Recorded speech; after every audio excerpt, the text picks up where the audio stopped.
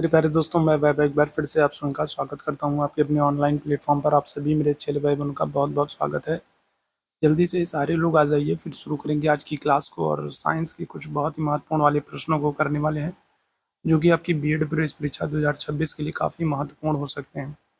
तो चलिए शुरू करेंगे आज की क्लास को। और जितने मेरे भाई बहन जुड़ते चल रहे हैं, आप लोगों से निवेदन करूंगा, सेशन को लाइक कर दीजिएगा, शेयर कर दीजिएगा, चैनल पर पहली बार होंगे तो सब्सक्राइब कर लीजिएगा। तो पहले प्रश्न के साथ हम लोग शुरुआत करेंगे। पहला प्रश्न आपके सामने है, तंबाकू में पाया जाने वाला रसायन निम्नलिखित में से कौन सा है? मार्फिन है, निकोटीन है, हेरोइन है, क्विनीन है? बताएंगे। पहले प्रश्न की बात करेंगे। पहले प्रश्न के साथ हम लोग शुरुआत करते हैं। पहला प्रश्न आपसे कह रहा है, तंबाकू में पाया जाने वाला रसायन कौन सा है? मार्फिन है, निकोटीन है, हेरोइन है, या फिर क्विनीन है? क्या हो जाएगा? पहले प्रश्न का आंसर करिएगा तो आप कहेंगे ऑप्शन संख्या बी हो जाएगा, निकोटीन हो जाएगा। ऑप्शन संख्या बी आंसर कर देंगे। आगे आ जाएंगे। दूसरा प्रश्न आपके सामने है, जब वृक्क कार्य करना बंद कर देता है तो निम्नलिखित में से कौन सा पदार्थ जमा होने लगता है? जब शरीर में वृक्क जो है वो कार्य करना बंद कर दे तो हमारे शरीर में कौन से पदार्थ का भंडारण होना शुरू हो जाता है? तो शरीर में वसा का भंडारण होना, शरीर में प्रोटीन का भंडारण होना, शरीर में शर्करा का भंडारण होना, या फिर रुधिर में नाइट्रोजन जनित अपशिष्ट पदार्थ। तो आपको पता है जो वृक्क होता है वो हमारे शरीर से क्या करता है? वो फिल्ट्रेशन के बाद अपशिष्ट पदार्थों को निकालने का काम करता है। तो जब वृक्क कार्य करना बंद कर देगा तो फिर इसके बाद क्या होगा? तो रुधिर में नाइट्रोजन जनित जो अपशिष्ट पदार्थ हैं वो क्या होंगे? वो जमा होने लगेंगे। तो ऑप्शन संख्या क्या हो जाएगा? तो डी आंसर हो जाएगा। तीसरे प्रश्न का आंसर करिएगा, फिरोमोन्स कहाँ पर पाए जाते हैं? बताएंगे फिरोमोन्स कहाँ पर पाए जाते हैं? कीटों में, सांपों में, पक्षियों में, चमगादड़ों में? तीसरे प्रश्न का आंसर करेंगे, फिरोमोन्स कहाँ पर पाए जाते हैं? क्या कहोगे? तो आप कहोगे ऑप्शन संख्या ए हो जाएगा, कीटों में पाए जाते हैं। ठीक है।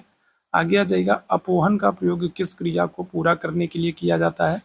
अपोहन का जो प्रयोग है ये किस क्रिया को पूरा करने के लिए होता है? फेफड़े, हृदय, यकृत, या फिर गुर्दे को? चलिए चौथे प्रश्न का आंसर करेंगे। क्या हो जाएगा? अपोहन का प्रयोग किस क्रिया में, किस क्रिया के लिए होता है? क्या हो जाएगा? तो फेफड़े के लिए, हृदय के लिए, यकृत के लिए, या फिर गुर्दे के लिए? तो आप कहोगे गुर्दे के लिए। ऑप्शन संख्या क्या हो जाएगा? डी आंसर हो जाएगा। अगले प्रश्न का आंसर करेंगे, लंबे समय तक कठोर शारीरिक कार्य करने के पश्चात मांसपेशियों में थकान का अनुभव होता है, इसका कारण क्या है? ऑक्सीजन की आपूर्ति में कमी, पेशी तंतुओं की थोड़ी बहुत टूट फूट, ग्लूकोज का अवक्षय, या फिर लैक्टिक अम्ल का संचय होना? तो लंबे समय तक शारीरिक कार्यों को करने के बाद जो है मांसपेशियों में थकान का अनुभव होता है, घुटने में, कोहनी में, या फिर है ना इस तरीके के जोड़ों में दर्द होता है। और उस दर्द का कारण क्या होता है? क्या कहेंगे? तो आप कहेंगे ऑप्शन संख्या डी हो जाएगा, शरीर में लैक्टिक अम्ल का संचय होता है। ऑप्शन संख्या डी आंसर हो जाएगा। आगे आ जाएगा, मानव शरीर में पुच्छ में कौन सी संरचना संलग्न होता है? बताएंगे।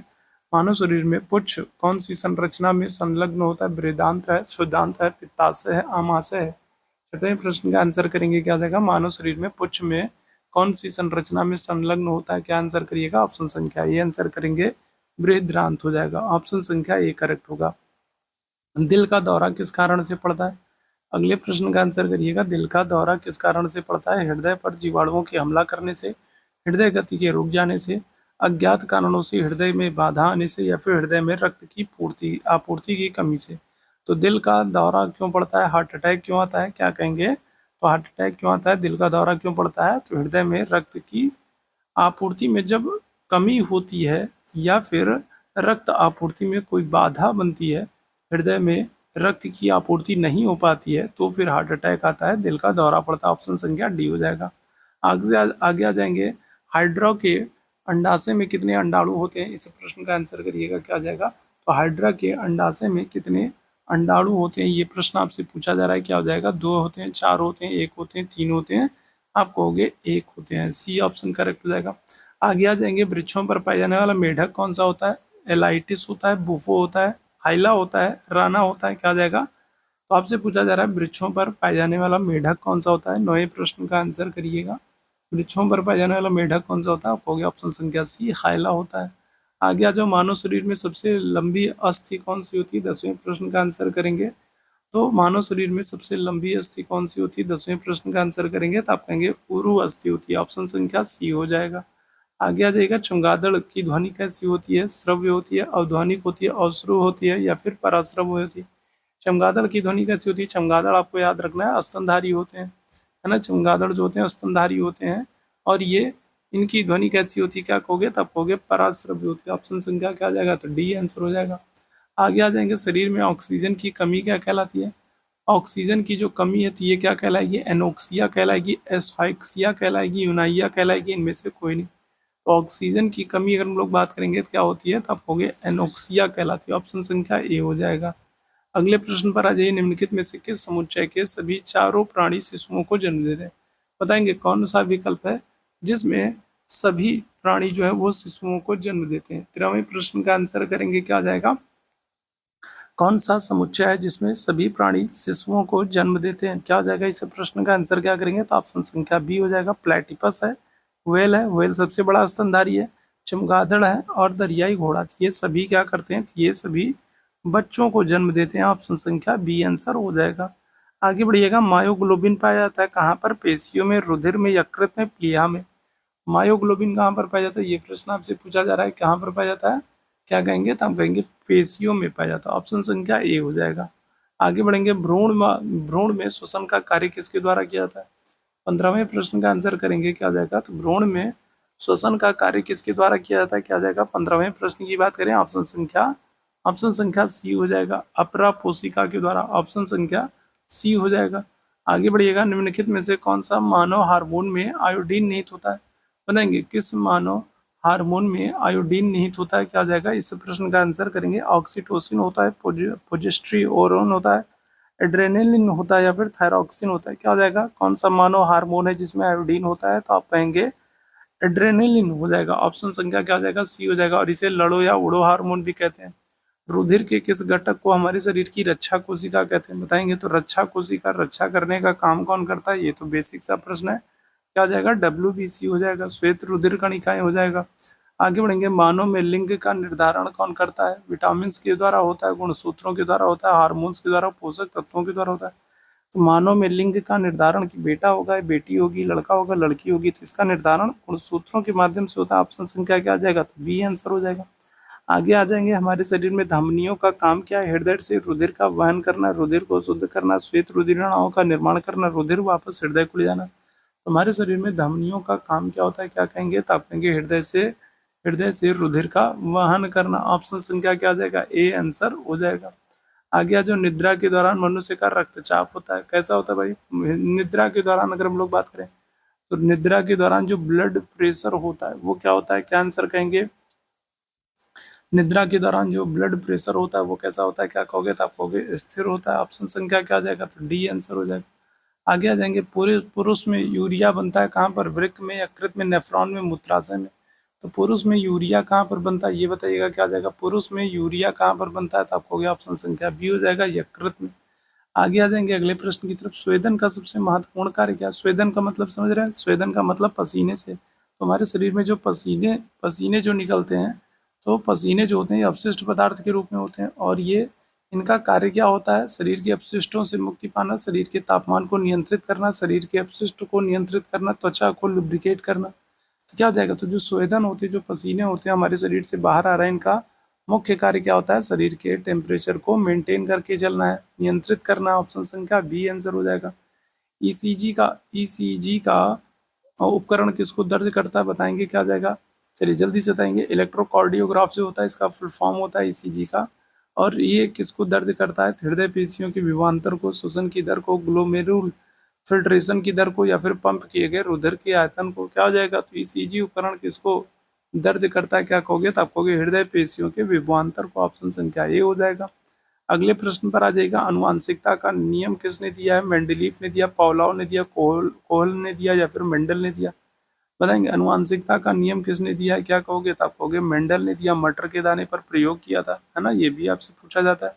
मनुष्य की लार में कौन सा एंजाइम उपस्थित होता है, रेनिन है, पेप्सिन है, ट्रिप्सिन है, टाइलिन है, क्या जाएगा, तो मनुष्य की लार में कौन सा एंजाइम होता है, और ये जो एंजाइम है ये क्या करेगा, तो ये मनुष्य के मुख से भोजन के पाचन की शुरुआत होती है, और उसमें ये एंजाइम जो है महत्वपूर्ण होता है, क्या आ जाएगा, तो आप कहेंगे टाइलिन होता है। ऑप्शन संख्या डी हो जाएगा। आगे आ जाइएगा, ऑक्सीजन फेफड़ों में अंतः पहुंचती है, बताएंगे क्या जाएगा, ऑक्सीजन फेफड़ों में अंतः पहुंचती है कोपिका के द्वारा, श्वास नली के द्वारा, श्वसनी के द्वारा, या फिर श्वसनिका के द्वारा, क्या जाएगा, तो ऑक्सीजन फेफड़ों में पहुंचती है कैसे, तो कोपिका के माध्यम से। ऑप्शन संख्या क्या हो जाएगा, ए हो जाएगा।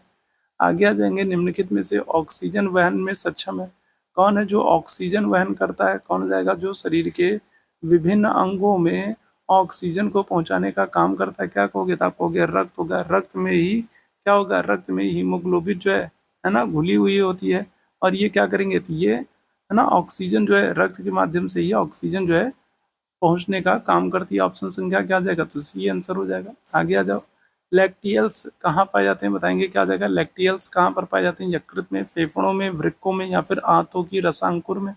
लैक्टियल्स कहाँ पर पाए जाते हैं, क्या कहोगे, तो आप कहोगे आंतों की रसांकुर में। ऑप्शन संख्या डी हो जाएगा। आगे आ जाओ, अधश्लेष्मिका सबसे मोटी होती है, कहाँ पर होती है, आमाशय में, ग्रसिका में, आंत में, या फिर मलाशय में। तो अधश्लेष्मिका जो होती है ये कहाँ पर, तो ये ग्रसिका में होती है। ऑप्शन संख्या बी हो जाएगा। अंधेरे में किस हार्मोन का स्राव होता है, क्या आंसर करेंगे, तो अंधेरे में किस हार्मोन का स्राव होता है, क्या कहोगे, तो आप कहोगे मेलेटोनिन का होता है। ऑप्शन संख्या डी हो जाएगा।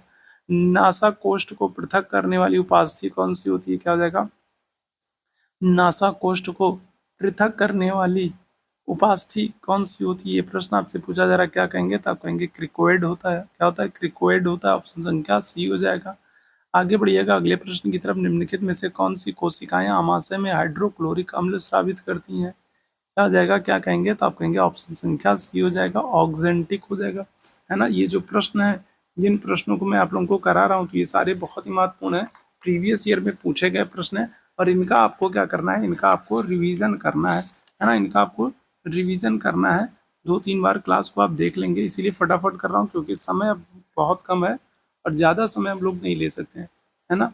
तो फटाफट आपको इनका रिवीजन करते हुए चलना है, सारे प्रश्न पूछे गए हैं, महत्वपूर्ण है। शरीर में निम्नलिखित में से कार्बोहाइड्रेट का काम क्या होता है, ऑक्सीजन के द्वारा शरीर की ऊर्जा की आवश्यकताओं की पूर्ति करना, शरीर में भोजन संचय के समान कार्य करना, न्यूक्लिक अम्लों का निर्माण करना तथा अन्य पदार्थों के निर्माण के लिए कच्चे पदार्थों के रूप में काम करना, जंतुओं के बाह्य कंकाल का निर्माण करना। क्या हो जाएगा, तो कार्बोहाइड्रेट्स का काम क्या होता है, ये प्रश्न आपसे पूछा जा रहा है। चलिए जल्दी से सारे मेरे भाई आंसर करेंगे, क्या आ जाएगा, चलिए जल्दी से सारे मेरे भाई आंसर करेंगे। तो कार्बोहाइड्रेट्स का काम क्या होता है, क्या कहोगे, तो आप कहोगे ऑप्शन संख्या डी हो जाएगा, उपरोक्त तो सभी करना, है ना। ऑक्सीजन द्वारा शरीर की ऊर्जा की आवश्यकता की पूर्ति करता है, शरीर में भोजन संचय के समान कार्य करना, न्यूक्लिक अम्लों के निर्माण करना, जंतुओं के बाह्य कंकाल का निर्माण करना, ये सब हो जाएगा। ऑप्शन संख्या डी हो जाएगा। अमोनिया मुख्य उत्सर्जी पदार्थ होता है। अमोनिया की बात करेंगे तो ये मुख्य उत्सर्जी पदार्थ होता है किसमें, मच्छरों के, मेढक के लार्वा की उपस्थिति में, मछलियों के, या फिर रेगिस्तानी स्तनियों। आप कहोगे ऑप्शन संख्या बी हो जाएगा, मेढक के लार्वा का। आगे आ जो निस्यंदन, निस्यंदन क्या होता है, अल्ट्रा फिल्ट्रेशन क्या होता है, बताएंगे, तो बोमेन संपुट में होता है, समीपस्थ कुंडलित नलिका में होता है, हेनले लूप में होता है, दूरस्थ कुंडलित नलिका में होता है। क्या आ जाएगा, निस्यंदन क्या हो जाता है, तो आप क्या कहोगे, सॉरी बी ऑप्शन नहीं होगा, क्या कहोगे, तो आप कहोगे निस्यंदन अल्ट्रा फिल्ट्रेशन जो है, तो ये बोमेन संपुट में होता है। ऑप्शन संख्या क्या आ जाएगा, ए आंसर कर दीजिएगा।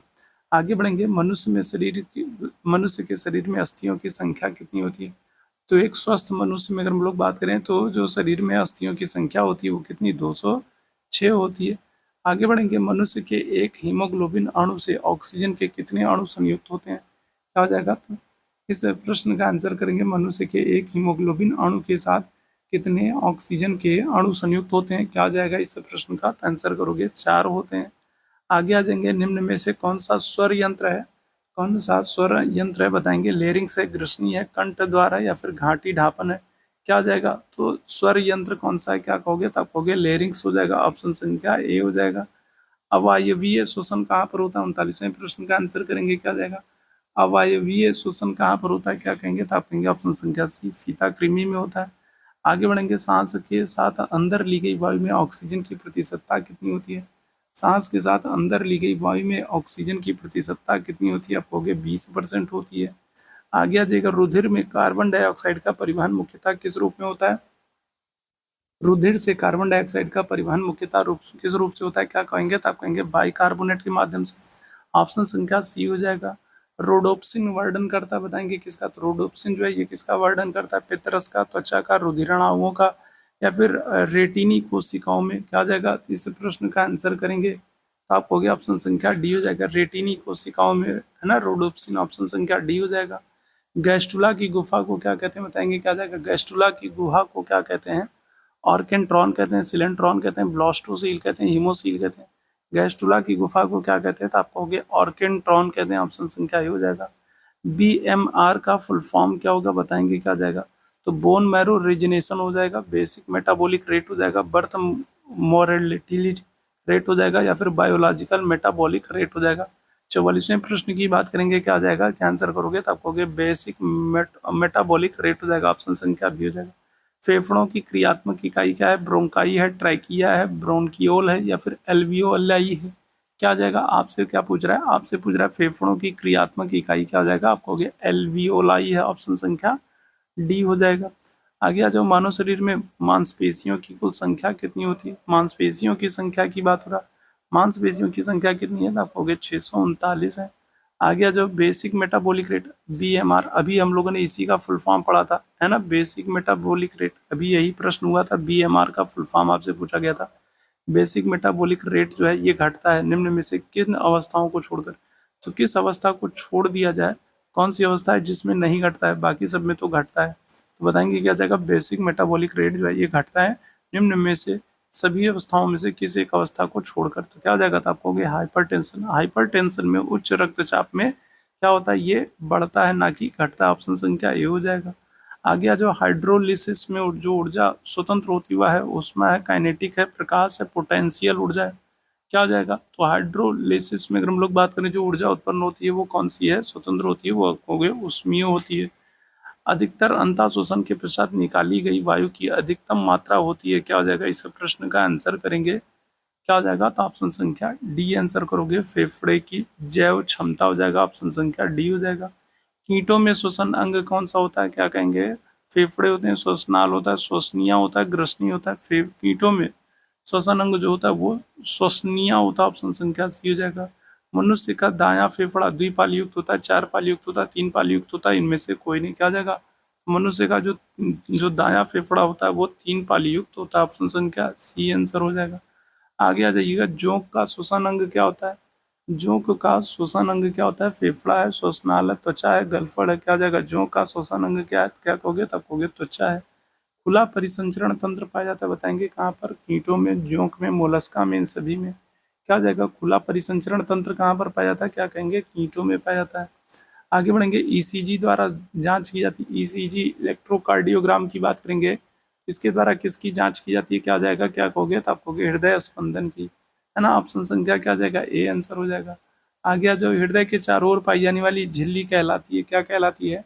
क्या हो जाएगा? तो हृदय के चारों ओर पाई जाने वाली झिल्ली जो होती है वो पेरिकार्डियम कहलाती है, ऑप्शन संख्या क्या जाएगा? सी आंसर हो जाएगा। आगे आ जाओ, अगले प्रश्न की तरफ, रुधिर दाब का मापन कैसे करते हैं? रुधिर दाब का मापन कैसे करते हैं? ईसीजी के द्वारा, स्टेथोस्कोप के द्वारा, स्फेग्नोमैनोमीटर के द्वारा, या फिर हृदय स्पंदन के द्वारा? तो रुधिर दाब, है ना, जो ब्लड जो प्रेशर है, ब्लड प्रेशर का माप किसके द्वारा करते हैं? तो आपको स्फेग्नोमैनोमीटर के द्वारा, ऑप्शन संख्या सी हो जाएगा। एकल चक्रण वाला हृदय पाया जाता है, बताएंगे कहाँ पर? स्तनियों में, सरीसृपों में, मत्स्य व उभयचरों में, केवल मछलियों में? क्या हो जाएगा? ये प्रश्न आपसे पूछा जा रहा है, एकल चक्रण वाला हृदय, है ना, सिंगल सर्कुलेशन वाला जो हृदय है, तो ये आपको कहाँ पर? तो ये आपको केवल मछलियों में देखने को मिलेगा। आगे बढ़ेंगे, हार्डियन ग्रंथियां किस में पाई जाती हैं, बताएंगे क्या जाएगा? तो शशक में, मनुष्य में, मेढक में, उपरोक्त सभी में, तो आपको उपरोक्त सभी में। आगे आ जाएगा, रेटिना की सबसे अधिक संवेदी भाग कौन सा है? रेटिना का सबसे अधिक संवेदी भाग कौन सा है? क्या कहोगे? तो आप कहोगे फोबिया सेंट्रलिसिस है, ऑप्शन संख्या डी हो जाएगा। आगे बढ़ेंगे, शरीर के भीतर ताप नियंत्रित करने में कौन सहायता मिलती है? क्या हो जाएगा? शरीर के भीतर ताप नियंत्रण में किससे सहायता मिलती है? मूत्र की मात्रा को घटाने बढ़ाने से, भोजन की पाचक दर को बदलने से, रक्त परिसंचरण से, वसीय पिंडों से? आपको अगर रक्त परिसंचरण से शरीर के भीतर ताप नियंत्रण में मदद मिलती है। कुछ स्तनियों में भी सुप्तावस्था होती है, सुप्तावस्था में इनके शरीर का ताप रहता है वातावरण के ताप के बराबर, त्वचा द्वारा नियंत्रित होने के कारण सामान्य, सुप्तावस्था से पहले ही वसा संचयन के कारण सामान्य। क्या हो जाएगा? तो ऑप्शन संख्या डी आंसर करिएगा, त्वचा एवं वसा के, है ना, मिले जुले नियंत्रण के कारण वातावरणीय ताप से कुछ अधिक। ऑप्शन संख्या क्या आ जाएगा, डी हो जाएगा। आगे आ जाओ, वातावरणीय ताप के परिवर्तन मुख्यतः कैसे जंतुओं को प्रभावित करते हैं, जलीय, असमतापी, समतापी, मरुस्थलीय। क्या हो जाएगा, तो आप कहेंगे समतापी, है ना। आगे आ जाओ अगले प्रश्न की तरफ। परखनली शिशु में टेस्टिंग होती है, क्या हो जाएगा, तो अगर हम लोग टेस्ट ट्यूब बेबी की बात करें, परखनली शिशु की बात करें, टेस्ट ट्यूब बेबी की बात करें, निषेचन शरीर के भीतर होता है, निषेचन शरीर के बाहर होता है, भ्रूण का विकास परखनली में होता है, उनमें से कोई नहीं। क्या हो जाएगा, तो निषेचन जो होता है वो शरीर के बाहर होता है। ऑप्शन संख्या बी हो जाएगा। आगे आ जाओ, ए बी रक्त समूह में व्यक्ति को यूनिवर्सल रेसिपिएंट कहते हैं, क्योंकि क्यों कहते हैं, बताएंगे क्या आ जाएगा, इस प्रश्न का आंसर करेंगे क्योंकि उनके रक्त में रोग प्रतिकारक पाए जाते हैं। ऑप्शन संख्या क्या आ जाएगा, तो ऑप्शन संख्या क्या कहोगे, तो आप कहोगे सी हो जाएगा। ठीक है, ऑप्शन संख्या क्या आ जाएगा, तो सी कहोगे। आगे आ जाओ अगले प्रश्न की तरफ। अगला प्रश्न आपके सामने है, डब्ल्यूबीसी की संख्या में वृद्धि होने का कारण क्या है। डब्ल्यूबीसी की संख्या में वृद्धि होने का कारण क्या है, रक्ताल्पता है, पोलिथेमिया है, ल्यूकोपीनिया है, या फिर ल्यूकीमिया है। क्या हो जाएगा, क्या कहोगे, तो आप कहोगे ऑप्शन संख्या सी हो जाएगा, ल्यूकोपीनिया हो जाएगा, सी हो जाएगा। आगे आ जाओ, मनुष्य में एरिथ्रोसाइट आरबीसी का जीवन काल कितना होता है। आरबीसी का लाल रक्त जो कणिकाएं होती हैं उनका जीवन काल कितना होता है, आप कहोगे 120 दिन होता है। आगे जो पेस मेकर हृदय होता है, बताएंगे क्या जगह, तो पेस मेकर की बात करें तो ये हृदय स्पंदन में मदद करता है और ये एस ए नोड होता है। ऑप्शन संख्या ए हो जाएगा। ऑक्सीकृत रुधिर ले जाने वाली सिराएं कहलाती हैं, क्या हो जाएगा, ऑक्सीकृत रुधिर ले जाने वाली जो सिराएं होती हैं वो क्या होती है, तो आप कहेंगे फुसफुस होती हैं। ऑप्शन संख्या ए हो जाएगा।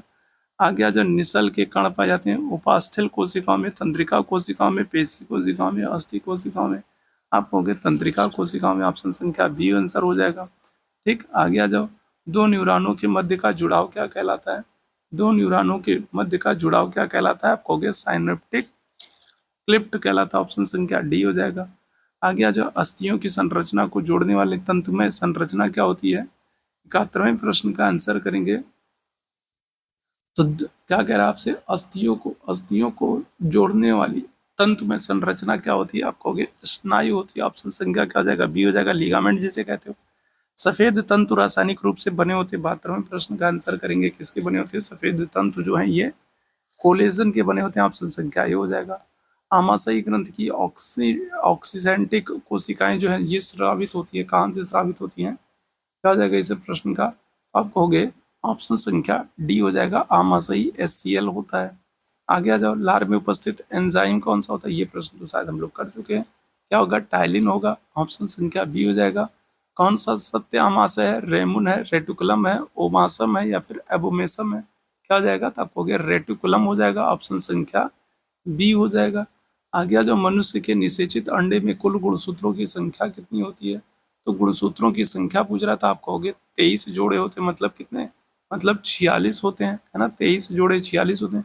बुक लंग श्वसन अंग है मकड़ी के, केकड़े के, प्राण के, मच्छर के, क्या जाएगा, तो बुक लंग श्वसन अंग जो है ये किसके होते हैं, आप कहोगे केकड़े के, समुद्री केकड़े के। ऑप्शन संख्या बी हो जाएगा। आगे आ जाओ, घेंगा रोग किसकी कमी से होता है, कैल्शियम, आयोडीन, फ्लोरीन, फास्फोरस, क्या हो जाएगा, तो घेंगा रोग किसकी कमी से होता है, तो आप कहोगे आयोडीन की कमी से होता है। ऑप्शन संख्या क्या आ जाएगा, तो बी आंसर हो जाएगा। ठीक है, तो ये साइंस के कुछ महत्वपूर्ण प्रश्न थे और आज के सेशन में हम लोग बस इतना ही करने वाले हैं।